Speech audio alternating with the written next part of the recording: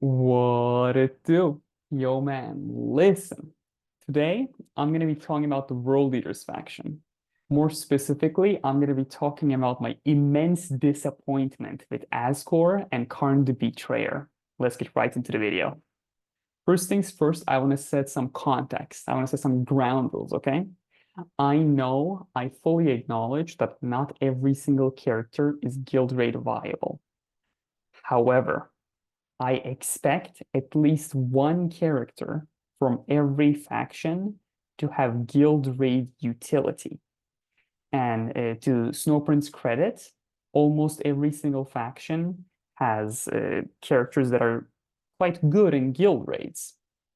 However, Chaos, as a umbrella faction, only has two characters that are actually used in guild raids. One of these is Ahriman, the other is Abrax. Now, these two characters are used in the Neurotrope comp, so they are used in the same team. The Neurotrope comp is used against Mortarion and Avatar of Cain. It's not really used against anything else. The reason I was expecting World Leaders to be good is because of the unfortunate reality that of the factions that are available to Chaos on the tabletop, the only one that we don't have in Tacticus is Demons. So unless they release a Emperor's Children Codex soon, we realistically don't have that many Chaos factions and that many Chaos characters that are going to be guild rate viable. And this isn't an issue of, oh, not every character is a guild rate viable, not every character can be guild rate viable. This is more of an issue of, hey, I have chaos badges I would like to use on characters that are good in guild rates, and there are only two. And they only do their buffing in one very specific team that focuses around the Neurotrope. So, first things first, my disappointment. So Ascore, we know Ascore, right? I'm just going to go over his passive real fast. He's essentially a buffing character. I'm not going to talk about the Terminator and the Jackal because they have no guild rate utility. Their one is too slow, other doesn't do anything. So Ascore and Kharn are those two standouts that we had hopes for. At least the Bloody Roses Sorcerer had hopes for. Ascore, his passive says, each time he's attacked, he gets a stack. All of these stacks give him plus 300 damage. These stack up to 8 times. That's 2400 damage. If Ascore defeats an enemy unit, he gives this 50% of this buff to his adjacent Chaos allies. So, to summarize this, he gets attacked 8 times, he kills something, and he gives a 1200 damage buff to adjacent Chaos allies when they attack in melee. Now, the issue that you might be seeing, aside from the fact that this is a very conditional buff that you need to jump through a lot of hoops to access, is there really aren't Chaos characters in the game that get in melee for guild raids. There isn't a good Chaos melee character. There's Abaddon, sure, but then you'll be bringing Abaddon. So, I'm just saying. Recently, in today's update, I'm going to be releasing this video the day update drops. Kharn will have his legendary event in 5 days, and so we can see his abilities. Now, Nandi already made a video about it. I just wanted to go over it. I will be focusing on Kharn's passive because his active is just like a attack. So his passive says, after performing a normal attack, Kharn performs a second attack targeting an adjacent enemy, dealing 4 times eviscerating damage. Now, if we look closely, we will see the 4 hits have their own damage stat. What this means is these hits will benefit from Eldurion passive and Ascore passive.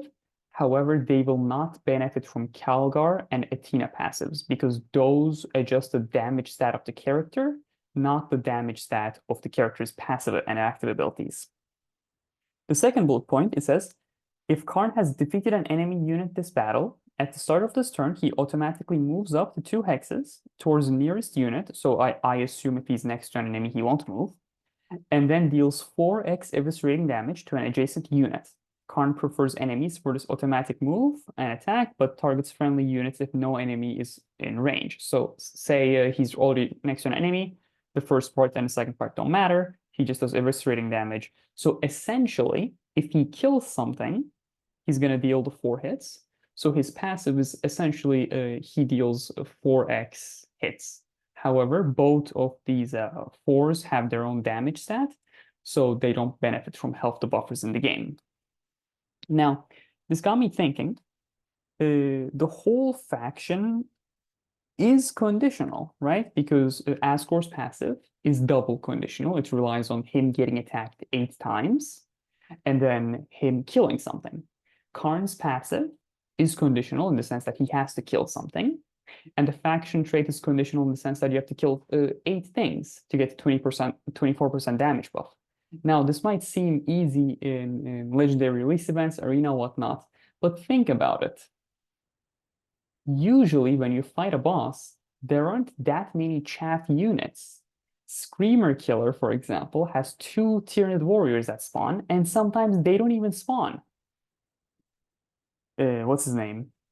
Silent King, sure, he might spawn 4 guys, and the second time he spawns the 4 hex marks, it's gonna be too late. You spent half the game or over half the game not attacking.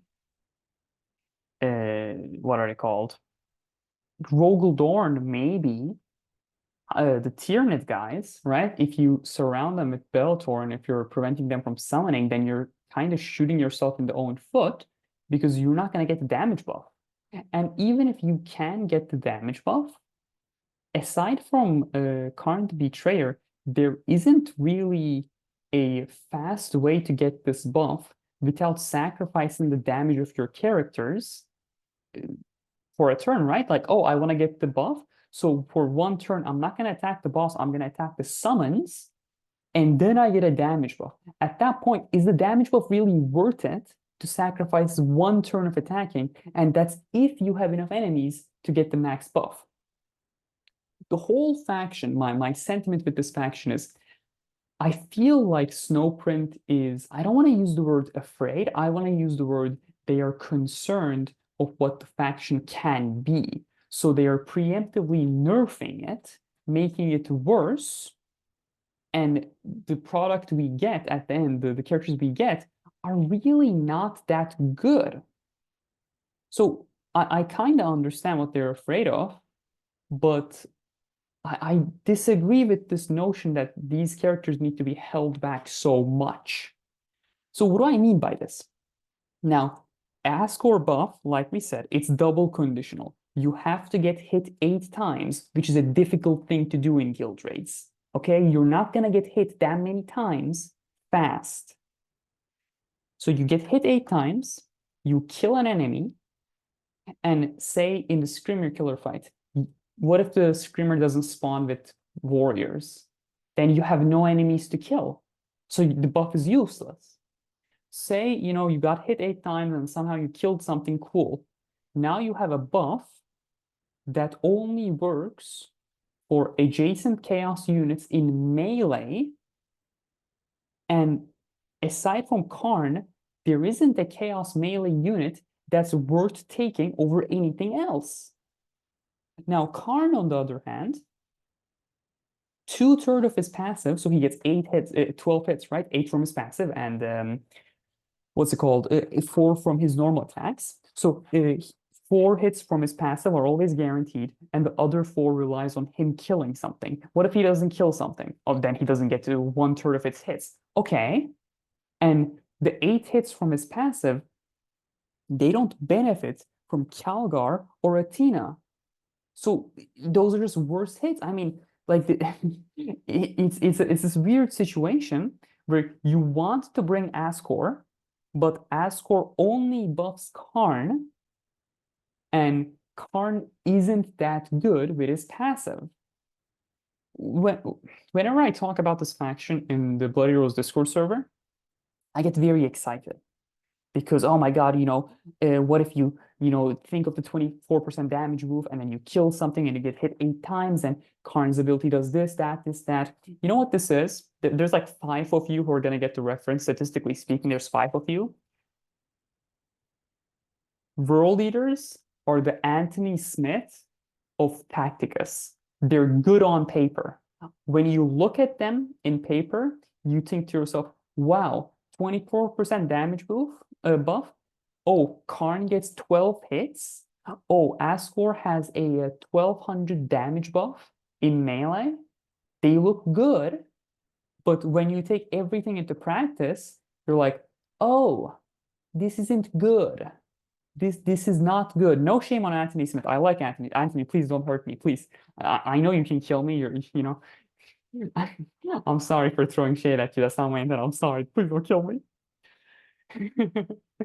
So, uh, what can be done, right? Like, I'm not saying, oh, buff the faction, whatever, but just making the faction suck less would be a massive step in the right direction, in my opinion, at least, right? Because I want to build chaos characters. I want to use a chaos guild raid team without it feeling like a complete waste of my time. And I'm sorry for saying that, right? Like, I try to be competitive. I want to get high damage numbers. I don't want to bring a character that looks cool just for that to do hundreds of thousands of less damage than anything else. And I really like the comment someone made in the Bloody Roses Discord server. Chill, shout out to Chill, very nice guy. He's always nice to me. Is just to, for Kharn, so he gets 4 hits base, he gets 4 eviscerating hits always from his passive, and then he has conditional 4 more hits. What if the 4 hits he always gets from his passive, what if they were normal hits? What if they didn't have their own damage stat? So Kharn could actually benefit from Calgar and Athena. Now that will be good because he will have 8 hits, and it creates this weird situation where, oh, maybe I can bring this character. He has 8 hits and a more pierce than Ragnar, but then again, Ragnar is Imperial, so the Calgar buff is better on him. And then Calgar always has 20% damage boost. So it creates this weird situation where, oh, which one should I bring? Should I be tempted to try to go for a high roll where, oh, I'm going to get Kharn and then I'm going to get a kill and then maybe I'll try to get some kills for the passive and then that way maybe he'll do more damage? Or do I take the safer route with Ragnar, or maybe just take both of them, right? It creates this very interesting situation. And maybe Askore, he doesn't just buff chaos because there's just one chaos character in the game that does good melee, and he's still not in the game. He's gonna come out in 4 days by the release of this video.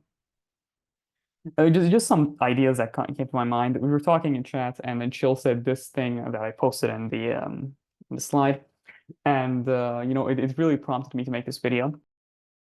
Speaking of Bloody Roses Discord server, very nice place, filled with very nice people. You're an awesome person. It's a place filled with awesome people. You'll fit right in if you join, say, Draupnir gang. So the leadership knows I sent you there.